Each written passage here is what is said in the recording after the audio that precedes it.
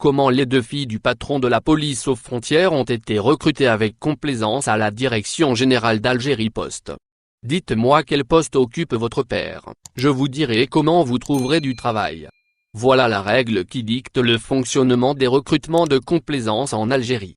Et cette règle a fonctionné merveilleusement au profit de Mohamed Nouissifi, le patron de la police aux frontières de la DGSN, le frère de l'ex-chef du gouvernement, Mogdad Sifi, du 11 avril 1994 au 30 décembre 1995 puis ministre d'État auprès du président de la République jusqu'en 1997. Les deux filles d'actuels patrons de la police aux frontières ont été recrutées en 2019 comme directrices d'études au sein de la Direction générale d'Algérie Post à Bab Edzour qu'elles n'ont strictement aucune expérience. Les deux filles de Mogdad Sifi, âgées à peine de 23 ans et 26 ans, ont été recrutées en tant que cadres dirigeants d'Algérie Post alors qu'elles ont quitté récemment l'université avec leur diplôme poche.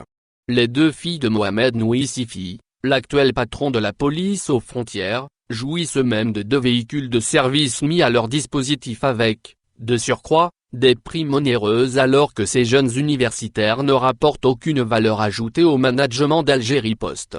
Et pourtant, de nombreux anciens employés d'Algérie Post travaillent depuis des années à la direction générale sans avoir bénéficié de la moindre promotion en dépit de leurs laborieux efforts. Malheureusement, ces pauvres et infortunés employés n'ont pas un père haut responsable au sein des services de sécurité. Ils ne peuvent donc prétendre à une carrière ambitieuse.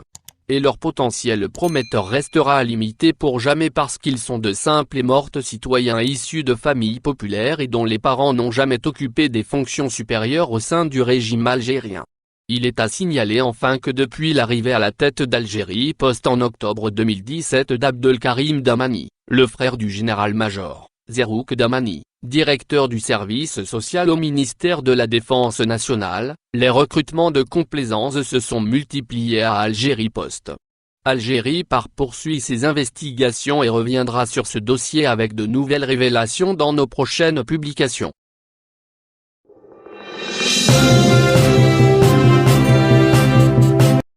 Le général-major Abdelkader Lachchekem convoqué et interrogé par les enquêteurs de la DCSA.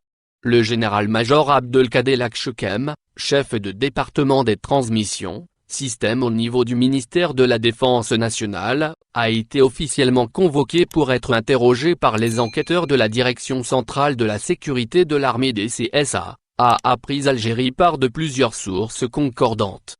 Selon les informations que nous avons pu obtenir, le général-major Abdelkader Lachchekem a été convoqué depuis hier jeudi en fin de journée pour être interrogé à propos de plusieurs dossiers sensibles qui relèvent de son département militaire, l'un des plus stratégiques du ministère de la Défense nationale.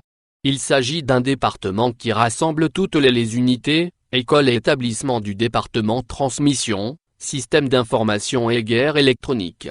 C'est également le général-major Abdelkader Lachchekem qui gère l'organe national de prévention et de lutte contre les infractions liées aux technologies de l'information et de la communication, un organisme placé sous l'égide du ministère de la Défense nationale depuis juin 2019 alors qu'il dépendait auparavant du ministère de la Justice.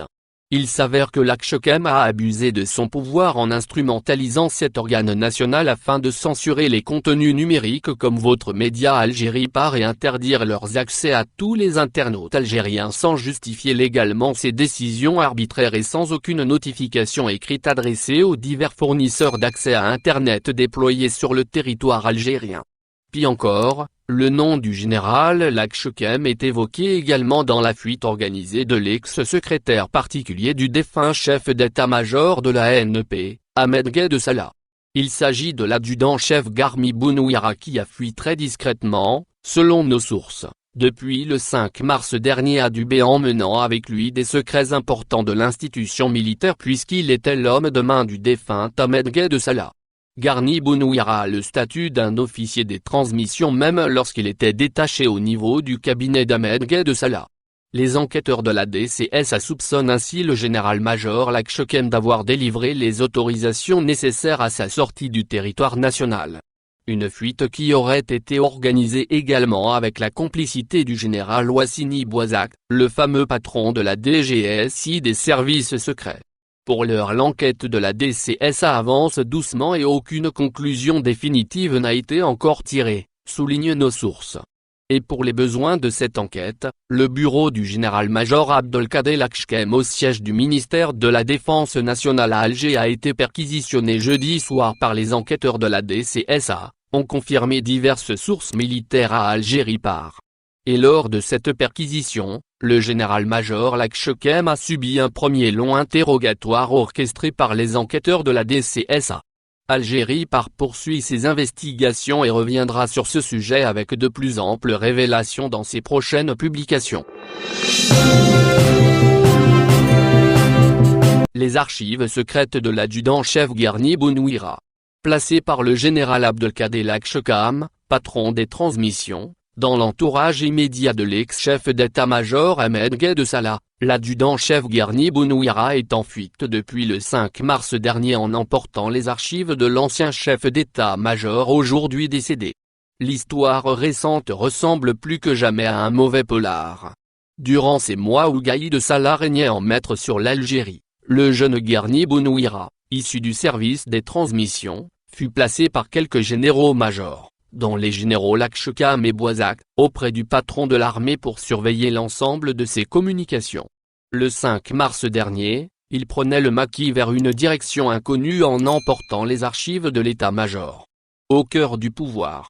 Au fil des semaines, ce sous-officier est devenu l'homme de confiance de Gaïd Salah au point d'être craint par des officiers supérieurs qui devaient passer par lui pour s'entretenir avec le patron de l'armée.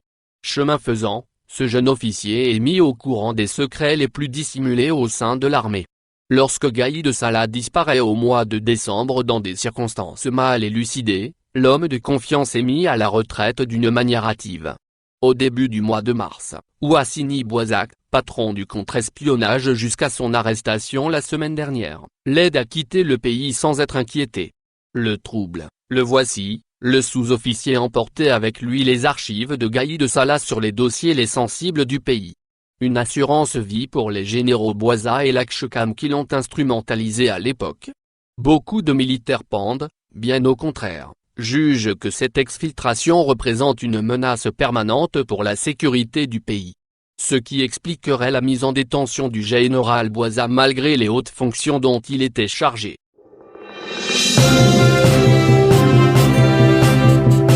Un Algérien recherché par l'Interpol arrêté au Maroc.